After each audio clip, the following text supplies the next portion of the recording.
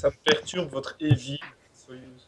Bon, épisode un peu spécial cette semaine. On va commencer par le background des personnages qui vont nous raconter. Alors Soyuz, vas-y, fais-nous ton background. Alors, je vais vous raconter donc l'histoire de Zara, enfin, une petite histoire de Zara, puisqu'elle concerne sa partie dans la forêt le royaume de Fury. Donc, son enfance, mais c'est ça en premières années, en gros. Née dans un royaume de Fury, elle y passa une enfance qu'elle jugea ennuyeuse, dans une vie où le temps n'avait pas de réelle prise et donc ne semblait pas passer du tout. Elle a pu compter bien des années sans aucun événement qui la fasse un peu trépider. Des rêves de départ et d'aventure ont commencé à germer dans son esprit. Mais trop jeune, jusqu'après son 100e anniversaire, son entourage l'a maintenue dans l'idée que le monde extérieur recelait plus de laideur que de bonnes choses. Dans le doute, la curiosité grandissait tout de même d'aller visiter cet extérieur. De plus en plus souvent, elle a parcouru les livres de la bibliothèque de Ferry, y découvrant des histoires d'aventuriers bravant de nombreux dangers afin de sauver des bonnes gens ou simplement pour augmenter leur honneur. Quel fantasme ne développait-elle pas alors de faire de même? Devenir un puissant guerrier, vaincre des dragons, et que les livres ensuite racontent ses exploits épiques. Elle découvrit aussi qu'il existait d'autres dieux que ceux vénérés dans le royaume de Féerie, ainsi que, chose qui l'attira immédiatement, des traités d'Arcane. Il va sans dire que cette découverte la bouleversa.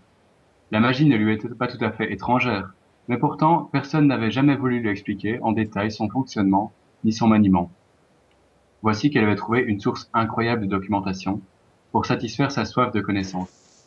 Pourtant, sans mentor pour lui expliquer, ces textes apparaissaient être hors de sa portée. Elle ne pouvait s'en saisir l'essence même, bien qu'elle eût le sentiment qu'elle y était presque. Par ailleurs, elle entraînait durement son corps, parfois pendant des journées entières, dans des exercices de méditation et d'endurance mêlés, une discipline qui s'apparentait au yoga, plutôt pratiquée au sein de la race humaine, avait-elle lu dans un des livres, des populations de la race de sur les populations et races de cette terre. Un jour, qu'elle s'était repliée dans un coin de forêt qu'elle avait fait sien, où elle avait installé un terrain d'aventure dont elle s'imaginait l'héroïne, un Tieflin la surprit dans son jeu. Elle ne l'avait pas vu venir. En perception, elle avait toujours été plus que moyenne. Et de lui interpeller, et lui de l'interpeller, de lui demander de lui de l'interpeller, de lui demander de lui fournir quelques denrées pour continuer sa route. Enchantée, mais un peu surprise également, de tomber nez à nez avec un tel individu, dont elle comprit de quelle origine il était, d'après sa ressemblance avec des images d'un livre, elle le convainquit de rester pour la nuit. Non aisément, à vrai dire. On ne convainc pas un Tieflin sans peine, mais des années de dialectique avec sa famille, pour en apprendre plus sur le monde extérieur, lui avaient appris à être une diplomate de talent. Ils passèrent la nuit à la belle étoile, lui à parler de ses origines, elle à l'écouter, avide de toute information. Avide plus encore simplement, d'entendre une voix dont le timbre se distinguait d'une normalité éladrine, qui l'exaspérait de plus en plus. Il lui expliqua qu'il était en formation chez un grand mage Tieflin, qui lui-même avait connu un démon, et qu'il apprenait les secrets des arcanes infernales. Son maître l'avait envoyé pour raffiner sa perception des formes de vie, dans le but ultérieur de mieux s'en servir au travers de son pouvoir. Bien plus tôt qu'il ne l'attendait, l'aube apparut, obligeant Hazard, du Tieflin c'en était le nom, à poursuivre sa route. Les efforts de Zara pour le garder n'y firent rien. Elle résolut alors, sous le terme d'une ultime faveur, de le laisser partir à condition qu'il l'indique comment rejoindre la demeure de ce si fameux mage dont il était l'élève. Il la renseigna, tout en la mettant en garde que ce mage, Arcanos, n'était pas très sociable et ne prenait pour ainsi dire pas de personne sous sa coupe. Il vivait plutôt dans le regret des anciens temps de la société Tiflin, quand les pouvoirs infernaux en faisaient des créatures supérieures en puissance. Zara ne prit même pas la peine d'écouter ce conseil tant elle se réjouissait déjà de l'aventure pour laquelle elle comptait bien partir. Elle salua et remercia du fond de son cœur ce hasard qui lui avait sûrement été apporté par le destin. Ils se séparèrent. Zara, après avoir rassemblé quelques-unes de ses affaires, laissa une lettre à l'adresse de qui voudrait prendre de ses nouvelles, se mit également en route vers l'aventure.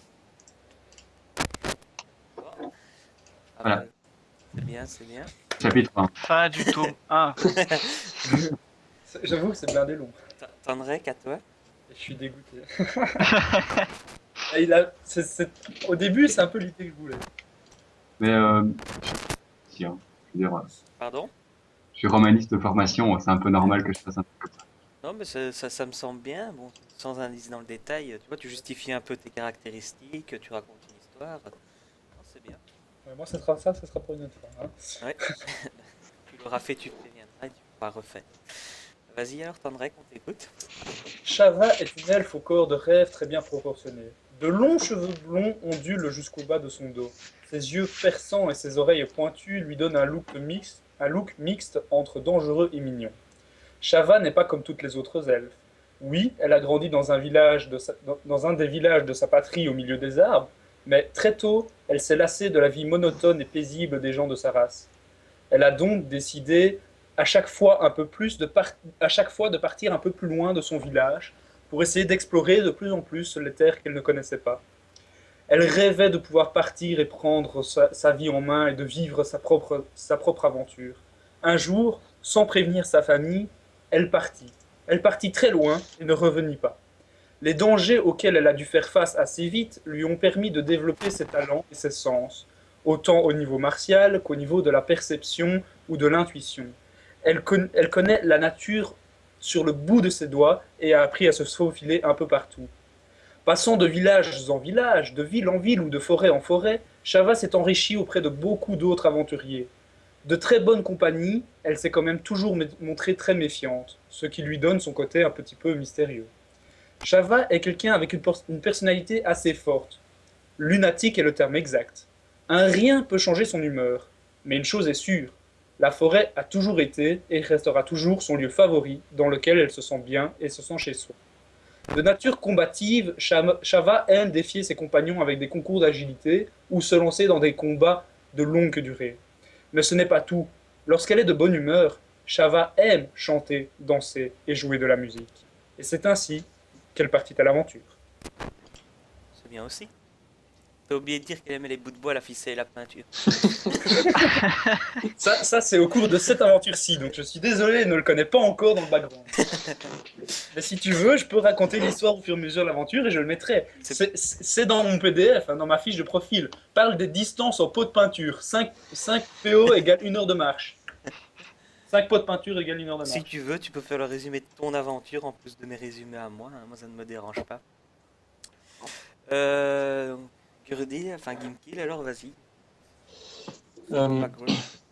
Gurdil, nain fort fier de son peuple, a passé le plus clair de sa vie comme tous les autres nains, vénérant le dieu Moradin comme son créateur, creusant la roche et repoussant les orques qui s'aventuraient un peu trop sur les territoires nains. En effet, Gurdil a, dès son plus jeune âge, été élevé correctement comme tout bon nain de son clan, dans la haine des orques et dans l'amour de la boisson.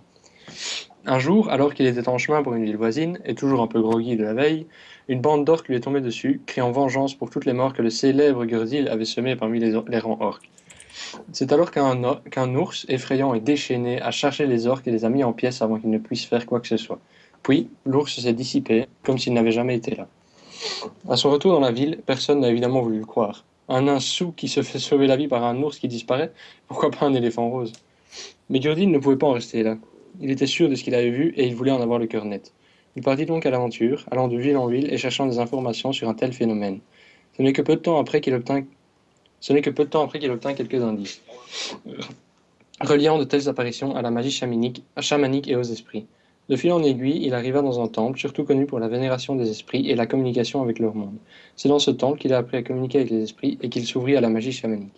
Après quelques années, il quittait enfin le temple, accompagné d'un fidèle compagnon, Tibers, dragon et ours qu'il avait rencontré durant son initiation et avec lequel il avait passé avec brio tous les tests afin d'être enfin reconnu comme chaman à part entière.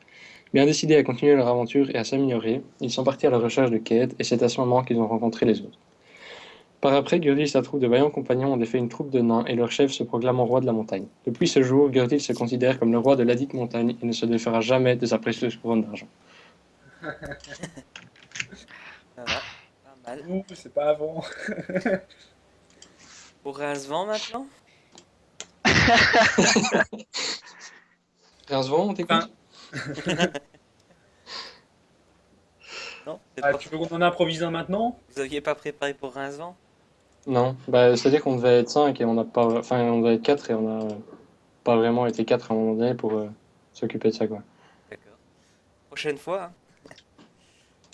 Hein. Bah du coup, Edge, vas-y, présente le background de Léona. Léona dite l'illuminée. Né il y a 22 ans de cela dans la petite bourgade de Hainoy, fille d'un éclaireur de passage et d'une paysanne, apprenant dès son plus jeune âge l'art de l'agriculture, c'est là que lui est venu le respect profond pour la valeur de la vie et du soleil, source de celle-ci. Hainoy étant un village assez isolé, il n'était pas rare de devoir commercer avec les gobelins du coin. C'est ainsi qu'elle apprit leur langage, se lia d'amitié avec un dénommé Glock. C'est vers ses 14 ans que s'éveillèrent ses pouvoirs psioniques. Persuadée que c'était là un don accordé par Pelor pour sa dévotion, à ses 16 ans, elle partit en pèlerinage jusqu'à la ville de Targon, où se trouvait le temple de Pelor de l'ordre des Solaris. Sa formation de paladine ne fut pas des plus simples. Si sa dévotion et sa foi inébranlable ne connaissaient pas d'égal, hélas, sa force physique était trop faible pour cet entraînement rigoureux. C'est rigolo aussi, mais pas dans le même sens. Raccord, son mentor, voyant sa détresse, la réconforta en lui apprenant à maximiser ses forces plutôt que minimiser ses faiblesses. Il n'était point un pion lui-même, mais avait reconnu ses dons et savait que les pions étaient autodidactes. Ainsi, il encouragea Iona à quitter le temple et arpenter les routes, développant ses pouvoirs psioniques et aidant son prochain en répandant la lumière de Pelor. Il lui accorda sa bénédiction ainsi qu'une armure et bouclier de son ordre et lui souhaita bonne chance.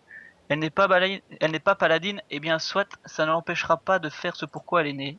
Et c'est ainsi, tandis qu'elle parcourait les routes depuis 2 ans, qu'elle tomba sur ce groupe d'aventuriers et devint rapidement de joyeux compagnons. Ouais, bienvenue parmi nous, les gars. Tambour. Et c'est ainsi. Nous allons- Non, ben voilà pour la présentation.